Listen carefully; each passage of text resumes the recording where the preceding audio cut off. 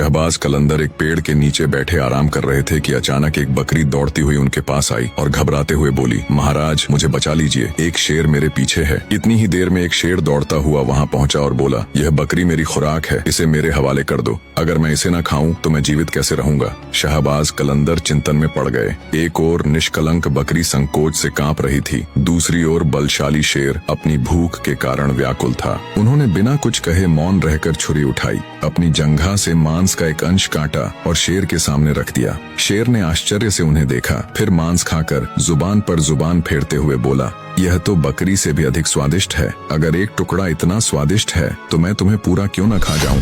शेर ने जब मांस खा लिया तो वह शहबाज कलंदर के समीप आया और बोला, वाह, तुम तो बकरी से भी अधिक स्वादिष्ट हो, क्यों न मैं तुम्हें संपूर्ण ही निगल जाऊं। शहबाज कलंदर यह सुनकर हंसने लगे। शेर ने क्रोध से गर्जना कर पूछा, तुम क्यों हंस रहे हो। शहबाज कलंदर ने शांति से कहा, जरा स्वयं को देखो, तुम भी तो एक बकरी हो। जब उसने स्वयं को देखा तो वह वास्तव में एक बकरी बन चुका था। वह डगमगाता हुआ शहबाज कलंदर के चरणों में गिर पड़ा और बोला, महाराज मुझे क्षमा कर दीजिए, मैं सामर्थ्य के मद में अंधा हो चुका था, कृपया मुझे एक अवसर प्रदान कीजिए। शहबाज कलंदर ने नरम नजर से उसे देखा और कहा, गुरूर हमेशा गिरावट का कारण बनता है, ये सीखो कि ताकत का सही इस्तेमाल कैसे किया जाता है। अगले ही पल शेर फिर से अपनी असली शक्ल में आ गया। उसने बकरी से भी क्षमा याचना की और नीरवता से जंगल की ओर प्रस्थान कर गया। शहबाज कलंदर आकाश की ओर दृष्टि डाली और देखते ही देखते वायु में विलीन हो गए।